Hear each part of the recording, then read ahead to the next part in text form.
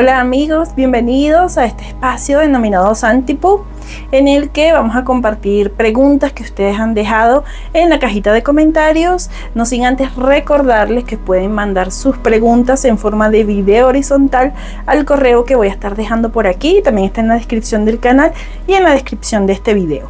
Entonces, sin más, vamos a comenzar con las preguntas. La primera pregunta dice así: hola, ¿podrías compartirnos qué ha sido lo más desafiante en tu camino espiritual?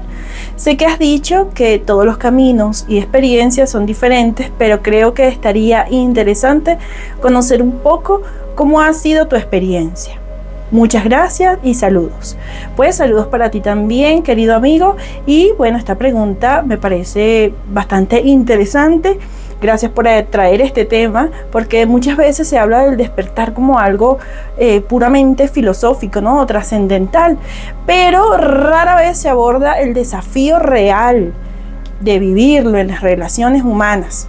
Lo más desafiante en mi camino espiritual, si tuviera que resumirlo, ¿no?, en una sola idea, diría que lo más desafiante ha sido la trascendencia del ego, pero sobre todo en el ámbito de las relaciones personales, es decir, especialmente desafiante en las relaciones de pareja, porque una cosa es comprender intelectualmente el ego, ver cómo se construye psicológica y emocionalmente, analizarlo desde la distancia, cuando no estás tú en la experiencia, pero otra cosa muy diferente es enfrentarlo en la vida diaria.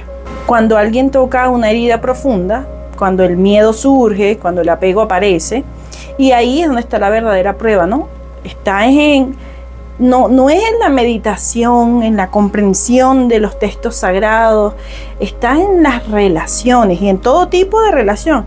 En mi caso hablo de que lo más desafiante ha sido este tema en relaciones de pareja, pero desafiante es en el camino, en todas las relaciones, en todos los vínculos, ¿no? En los vínculos con los demás, en cómo el ego se muestra cuando ama, cuando teme, cuando se apega, cuando se aferra. En mi camino, pues me ha tocado tener que observar a este ego desde la estructura psicológica, ¿no? Y verlo no es suficiente desde un nivel intelectual, de saberlo. Esto que está pasando ahorita con mi ego, lo leí una vez en un libro, ¿no? Porque desde ese aspecto, o sea, desde esa mirada, el ego es fácil de entender. Es decir, cuando tú me escuchas a mí diciendo el ego es una construcción psicológica, es una construcción mental, que se alimenta de identificaciones, que se fortalece a través del pensamiento, ¿no?, de la mente, que está basado en la separación. Eso está perfecto, pero verlo así no es suficiente. La parte desafiante viene cuando no podemos evitar reaccionar desde ese ego. Por ejemplo, no sé, en las relaciones de pareja, y aprovecho este tema para darle un poco de significado interesante para todos ustedes los que están acá escuchándome desde mi propia experiencia. Entonces, por ejemplo, en las relaciones de pareja es normal se ve mucho que aparezcan miedos profundos, ¿no? Por ejemplo, que es típico, que es el miedo a perder al otro. Y esto es lo que sucedía, de hecho, muchísimo conmigo. Miedo a ser rechazado, miedo al abandono, miedo a no ser suficiente, miedo a no ser comprendido, ¿no? Todos estos miedos. Y aunque uno sepa que esos miedos pertenecen a la mente, que son parte de una historia personal, siguen doliendo, siguen afectando. Entonces, el desafío aquí no es solo entender el ego, ¿no?, sino trascenderlo, viviéndolo, atravesándolo. Y para mí, desde esta visión, he podido pues ver las relaciones como un espejo, ¿no? Un espejo brutal.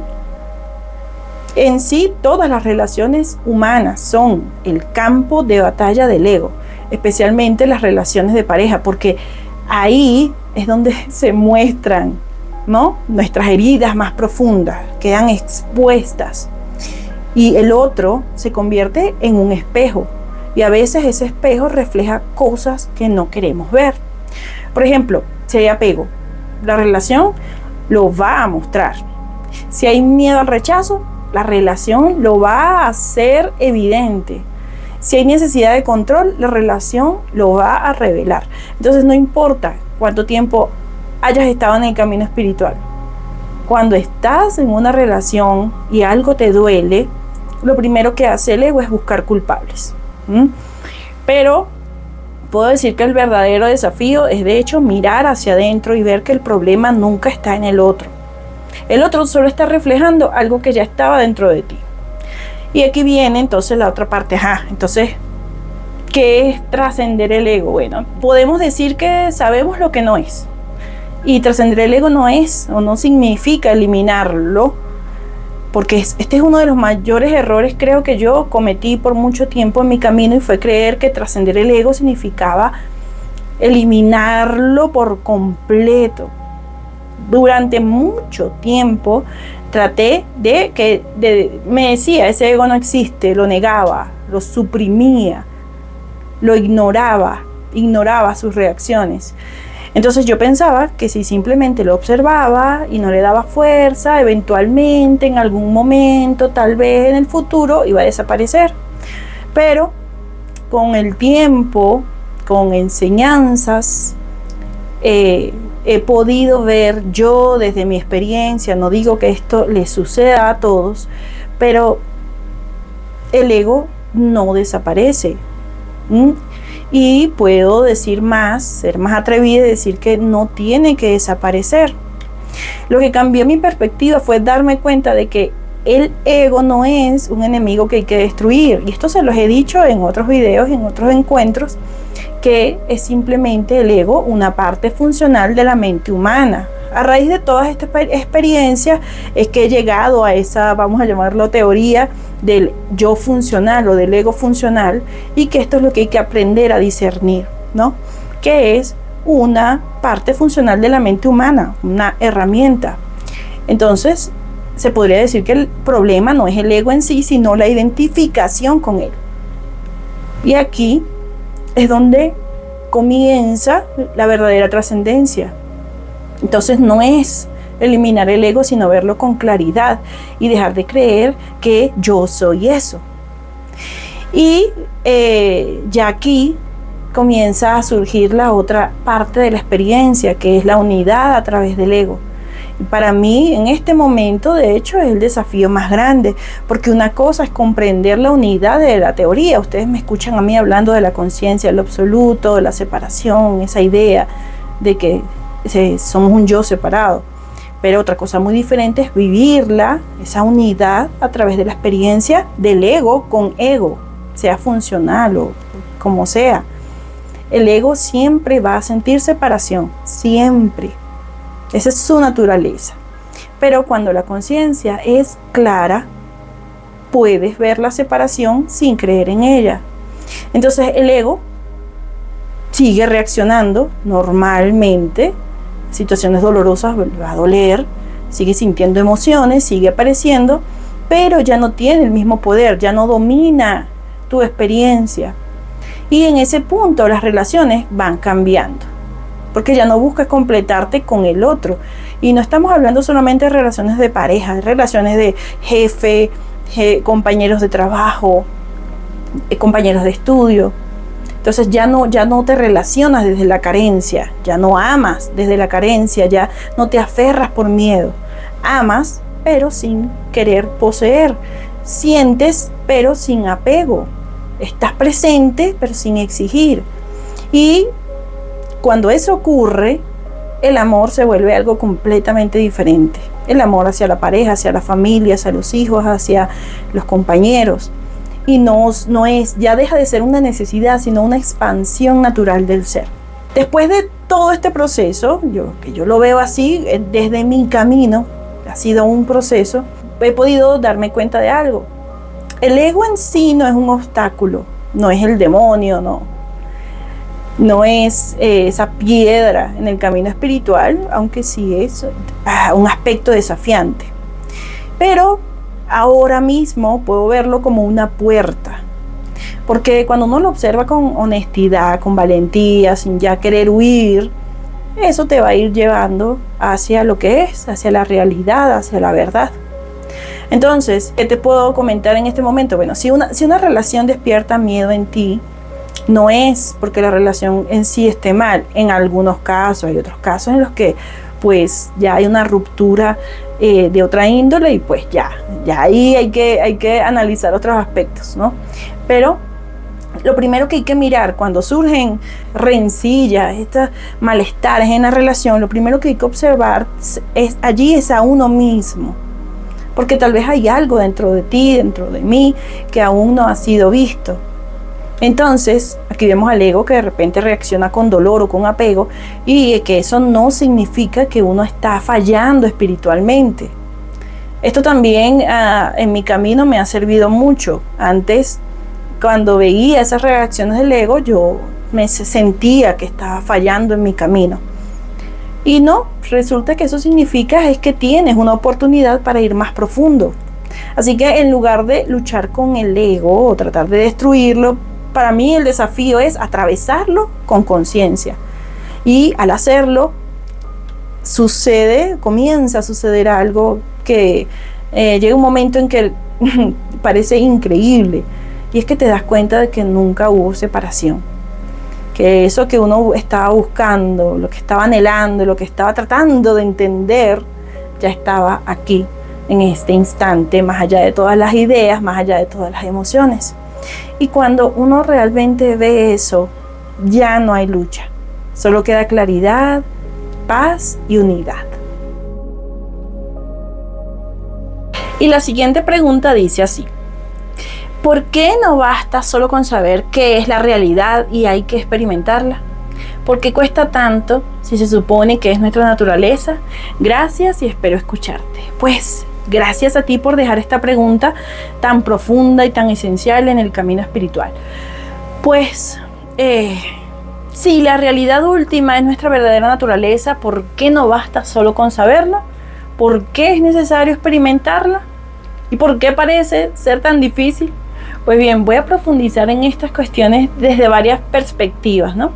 Desde la mente y su funcionamiento, el condicionamiento humano, la diferencia entre conocimiento y experiencia, y por supuesto que no podemos dejar de lado, porque en Advaita estamos llenos de paradojas. Entonces vamos a hablar de la paradoja del esfuerzo en la realización espiritual. Primero, bueno, tocando el tema de la mente, ¿no? La mente como obstáculo o como herramienta. El principal motivo por el que no basta con saber qué es la realidad es que la mente no puede captarla completamente. La mente opera a través de conceptos, de nombres, de categorías, de estructuras de pensamiento, pero la realidad última, la conciencia, el absoluto, no es un concepto. Entonces, puedes leer, puedes estudiar, por ejemplo, sobre el océano, ¿no? Lees sobre el océano, estudias sobre sus mareas, su salinidad, pero si nunca has tocado el agua, no sabes realmente qué es el mar. Puedes leer sobre el amor, analizar sus componentes psicológicos, pero si nunca has amado, no sabes realmente qué es el amor. Lo mismo ocurre con la verdad.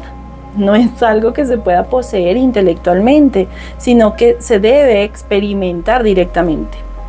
Por eso muchos maestros dicen que la mente puede ser un obstáculo. A veces tú escuchas, no, la mente, tienes que dejar la mente afuera. Y muchos sabios tienen a la mente como un obstáculo, que ya esto es pues ya el extremo, ¿no? Aunque en cierta forma tienen razón, porque sí es cierto que la mente se aferra a ideas, a creencias, a conclusiones, en vez de permitir la experiencia directa. Pero también puede ser la mente una herramienta, porque el intelecto puede señalar la dirección correcta, aunque no puede reemplazar jamás la vivencia. Tenemos por otra parte el condicionamiento humano. Años de separación, imagínate, este es otro motivo por el que cuesta tanto ver la verdad, y es que hemos pasado toda la vida identificados con la separación. Desde que nacemos aprendemos a definirnos como yo en oposición a lo otro o el otro o los demás. En este sentido, del yo está basado en el cuerpo, ¿no? Este es mi cuerpo, está separado del mundo, están los pensamientos, esta es mi mente, mis ideas, mis creencias, están también las emociones, estos son mis sentimientos, esto es lo que yo siento, estas son mis experiencias internas, y así la identidad nos ha acompañado durante años, ¿no? Es un hábito que está profundamente arraigado.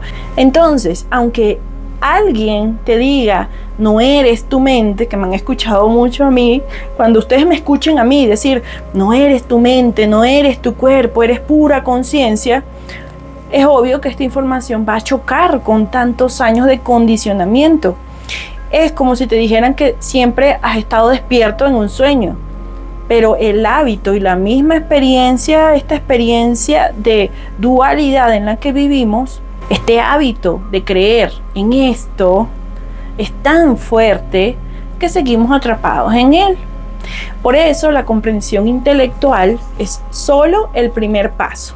Es decir, la comprensión intelectual no es que sea un requisito, pero para quienes tenemos la oportunidad de recibir este tipo de información y de enseñanza a nivel intelectual, puede ser el inicio, ¿no?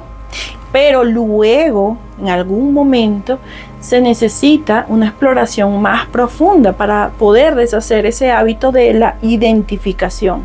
Luego tenemos esta parte que es saber, que no es lo mismo el conocimiento intelectual que vivirlo. No es lo mismo saber. Hay una gran diferencia entre comprender algo, entender algo y experimentarlo.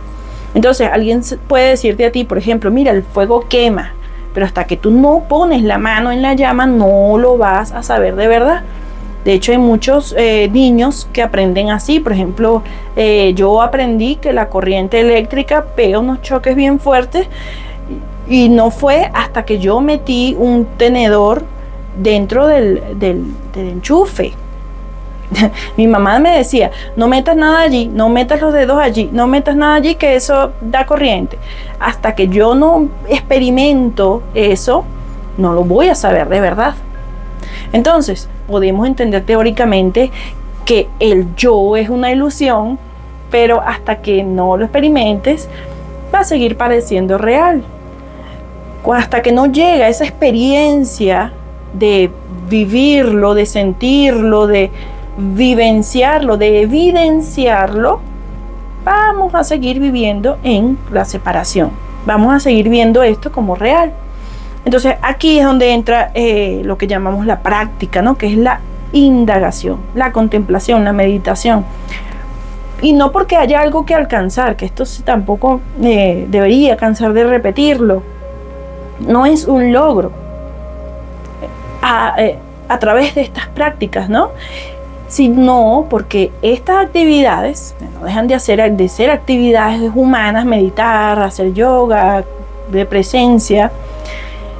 Estas actividades nos van deshabituando a lo otro, que es estar siempre en presencia mental, en presencia racional, y nos puede ayudar a ver directamente lo que ya está aquí.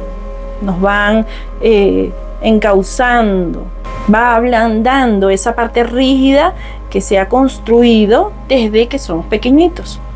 Y luego, por último, tenemos la gran paradoja, que es la paradoja del esfuerzo, que también he tocado ese tema aquí. No puedes alcanzarlo porque no es un logro, no es un objetivo, no es una meta, por eso no puedes alcanzarlo, pero sí puedes verlo, sí puedes evidenciarlo. Otra razón por la que parece difícil es que la mente cree que debe alcanzar algo. La mente está acostumbrada a pensar en términos de logros. Debo hacer esto para obtener aquello. Si practico mucho, alcanzaré la verdad. Que es como cuando yo estudiaba guitarra clásica, habían compañeros que decían, yo estudio por 2 horas al día, pero voy a estudiar 5 horas al día, porque mientras más practico, más rápido voy a llegar a ser un gran ejecutante de la guitarra clásica. Entonces, la mente está habituada a eso. Si practico mucho, lo alcanzaré.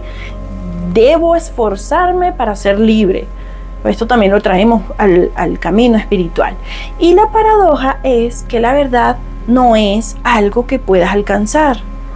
Y es tan simple porque ya eres eso. Entonces el esfuerzo no sirve para llegar a la realidad, pero sí para eliminar las falsas ideas que nos impiden verla. Es como si estuvieras buscando tus lentes, que hablábamos la otra vez, o el control, bueno, los lentes, las gafas, ¿no? Cuando todo el tiempo las tienes aquí. Entonces no necesitas encontrarlas. Puedes hacer un esfuerzo, haces el esfuerzo, pero en el fondo necesitas hacer ese esfuerzo siempre que han estado aquí. Solo darte cuenta es lo que hace falta. Darte cuenta de que las gafas están allí, darte cuenta de que la verdad siempre ha estado allí. ¿Y cómo te das cuenta? Que alguien te lo diga, mira, tienes las gafas allí puestas. No, hasta que tú no haces esto y te las tocas y las miras, lo experimentas, no vas a darte cuenta y no va a ser evidente para ti. Entonces aquí es donde entra la autoindagación, y eso es lo que ayuda a ver que nunca ha sido lo que creíste ser. Y cuando eso se logra ver con claridad, que eso va a pasar en algún momento, cuando tenga que pasar, será. Entonces ya la búsqueda termina. Ahí es donde ya dejas de buscar. Entonces aquí la parte importante, ¿no? La pregunta del millón. ¿Por qué parece tan difícil? Se acaba de decir que es tan simple como que es algo que ya está allí, que no es algo que hay que lograr. Si la verdad es lo que somos, ¿por qué cuesta tanto experimentarla? La respuesta es simple, porque estamos demasiado acostumbrados a ser lo que no somos. Y no es que despertar sea difícil. Lo difícil es soltar lo que creemos ser, soltar la identidad con el cuerpo, soltar la identificación con la mente, soltar la necesidad de comprender todo racionalmente. Pero una vez que esto ocurre en algún momento, la realidad se va a revelar por sí misma, y no como un concepto, no como una idea, sino como una presencia viva y evidente aquí y ahora. Entonces, de la comprensión a la experiencia, ¿por qué no basta con saberlo? Porque la verdad no es algo que se pueda poseer con la mente. ¿Por qué cuesta tanto? Porque el hábito de la separación es muy fuerte. Pero la buena noticia es que no es imposible. Cada vez que miras con honestidad, cada vez que cuestionas la ilusión del yo, cada vez que dejas de buscar afuera, estás más cerca de darte cuenta de que nunca hubo separación. Y en ese instante todo esfuerzo desaparece, porque ves que ya eras lo que estás buscando. Y la siguiente pregunta dice así: por favor, profundiza un poco más sobre la moral en el nivel humano y en el nivel de la conciencia. Sería muy interesante. Gracias. La moral en el nivel humano y en el nivel de la conciencia. Pues mira, hablar de la moral, bueno, este tema trae mucha cola.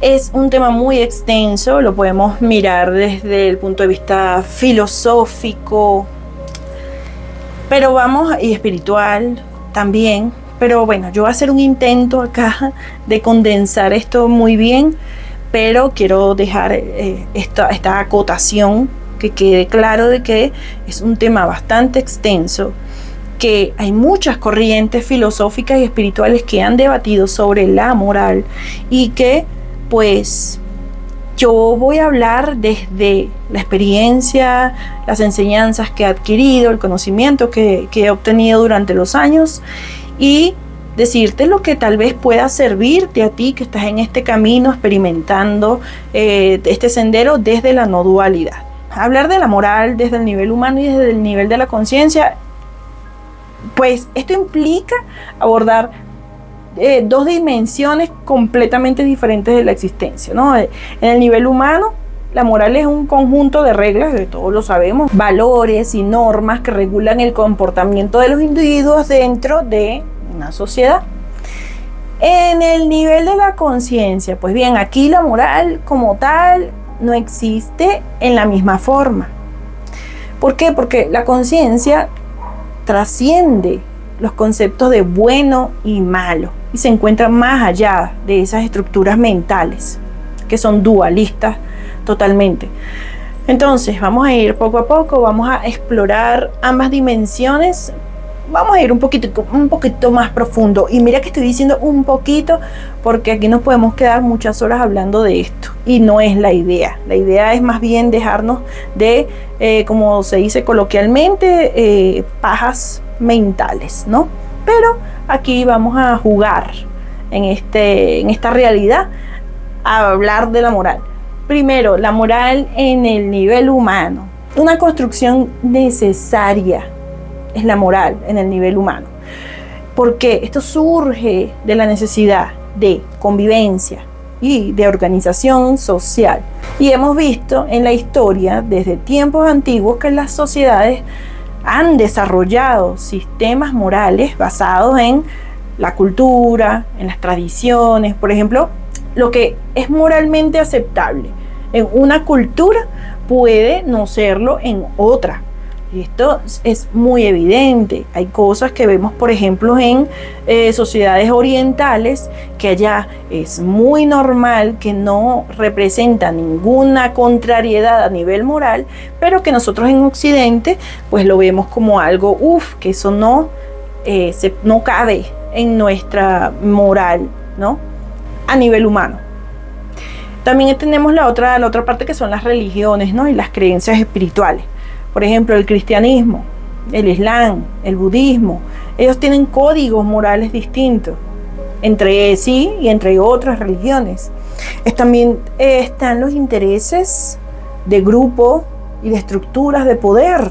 La moral de una sociedad normalmente va a reflejar lo que conviene a los que están en el poder. Y esto también se hace evidente estudiando un poquito la historia política y social de algunas regiones. También está la empatía y la evolución biológica. Esto, por ejemplo, lo vemos en el sentido de justicia, de cooperación, de ayuda, de supervivencia en un grupo. Entonces, la moral es, en esencia, un conjunto de acuerdos sobre lo que es bueno y lo que es malo, pero dentro de un contexto social. Pero estos acuerdos no son absolutos ni universales, y esto lo tenemos que tener claro. Creo que si tuviéramos esto muy claro, mucha gente, se evitarían muchos problemas, muchas guerras, muchos desacuerdos. Lo que en una sociedad es considerado correcto, en otra va a ser visto como inaceptable. Por ejemplo, mira este ejemplo que es muy claro. En algunas culturas, aquí no voy a tratar de no nombrar, de no ser específica, pero investigando un poquito vas a dar con ellas. En algunas culturas es moralmente aceptable comer ciertos animales, ratas, por ejemplo, no sé, gatos, perros, ciertos animales. Mientras que en otras culturas es inmoral. Moral por lo que sea, basado en lo que sea, en preservar la vida de ese animal en concreto, puede ser por muchas cosas. Esto nos lleva a preguntarnos si la moral cambia con el tiempo, con la cultura. ¿Qué hablamos aquí en Advaita Vedanta, en este canal específicamente, sobre las cosas que cambian? ¿Qué tan reales son? Ahora bien, vamos con la moral a nivel de la conciencia. Pues bien, como decíamos, está más allá del bien y del mal. En el nivel de la conciencia pura, la moralidad, tal como la entendemos nosotros aquí en este mundo, no existe, desaparece. ¿Por qué? Porque la conciencia no está limitada por reglas culturales, por sistemas de pensamiento. No ve acciones como buenas ni malas, es que ni siquiera ve. La conciencia no está viendo nada, no está observando nada, no está juzgando nada, ¿no? No ve las cosas separadas en términos absolutos. Entonces, si no juzga, por consecuencia tampoco castiga. La conciencia simplemente es. Desde este nivel, lo que llamamos nosotros moralidad, también forma parte del juego, y sobre todo del juego de la mente, de una construcción relativa dentro de este mundo de las formas. Y no significa, ojo, que todo vale, ni que la conciencia sea un ente indiferente al sufrimiento, ¿no? Porque solemos humanizarla así, decir, ay, la conciencia ve a esos pobres muchachitos sufriendo y no hace nada. O puedo hacer lo que yo quiera porque la conciencia absoluta, no pasa nada, entonces no hay ni bueno ni malo, entonces yo robo, yo mato, yo hago de todo porque al final no está pasando nada. No. Aquí, en la conciencia, si estamos claros, no hay separación. Desde esta unidad es cierto que surge el amor, la compasión natural, espontánea, pero esa compasión no es una regla moral impuesta, no es decir, bueno, la conciencia es compasión, entonces si yo hago algo malo, la conciencia, esa parte compasiva de la conciencia, o la conciencia que es compasión, me va a perdonar. Aquí lo que tiene que haber es un reconocimiento de que no hay otros, de que todo es una misma expresión de lo que somos. Por eso, muchos grandes sabios, y en este caso voy a citar a Jesús, decía, ama a tu prójimo como a ti mismo, es que eres tú mismo. Buda decía, el sufrimiento de los demás es mi propio sufrimiento. Ramana Maharshi decía, cuando desaparece la idea del yo, desaparece la separación y surge el amor verdadero. Entonces, desde la conciencia, la moral no es un código externo de conducta, es una expresión natural de unidad, de amor, de comprensión. No necesitas en absoluto unas reglas que te digan esto es bueno y esto es malo. Es que el amor, el darse a los demás, la comprensión, es natural en ese nivel absoluto, en ese nivel de conciencia. Entonces, vamos aquí a ver ese choque entre moral humana y la conciencia. El problema es que estos dos niveles, ¿no? El humano y la conciencia, muchas veces entran en conflicto. Desde el nivel humano necesitamos reglas para convivir. Desde el nivel de la conciencia, las reglas son inútiles, innecesarias, porque la compasión y la sabiduría, el amor, todo esto es la conciencia misma. Por eso, en la historia hemos visto casos donde las personas iluminadas han sido mal interpretadas. Por ejemplo, hablábamos de Jesús. ¿Qué le pasó a Jesús? Pues crucificado. ¿Por qué? Porque él hablaba desde la conciencia, no desde la moral impuesta de su época. Sócrates. Sócrates fue condenado a muerte porque su forma de pensar rompía con las normas establecidas en la Grecia de ese momento. Buda era un príncipe antes de despertar. Dejó su vida de príncipe porque en ese momento hubo un momento en que comprendió que la moralidad impuesta no era el camino a la verdad. Entonces, cuando alguien despierta a la conciencia, no se vuelve inmoral, sino amoral, se podría decir, ¿no? En el sentido de que ya no actúa por reglas impuestas, sino desde una sabiduría más profunda. Pero en el mundo humano, estas personas siguen participando en las normas sociales. No quieren decir que van a ir a la calle y me dio ganas de defecar y me bajo los pantalones y defequé allí, o todo se vale. Las personas desde esta conciencia comprenden las necesidades de estas normas para la convivencia. Entonces, ¿cómo vivir entre ambos niveles? Lo más difícil para alguien en el camino espiritual es cómo integrar la comprensión de la conciencia con la moral del mundo humano. Entonces, aquí podríamos reflexionar así. Reconocer que la moral es relativa, pero funcional. Entonces, no tomársela demasiado en serio, pero respetarla en la medida en que facilite la armonía en la sociedad. Entonces, no imponer reglas rígidas, sino actuar desde la sabiduría interior. Entonces, en lugar de preguntarnos qué es lo correcto, hay que preguntarse es desde dónde yo estoy actuando o voy a actuar. Desde el miedo, desde el amor, desde el apego, desde el egoísmo, desde dónde.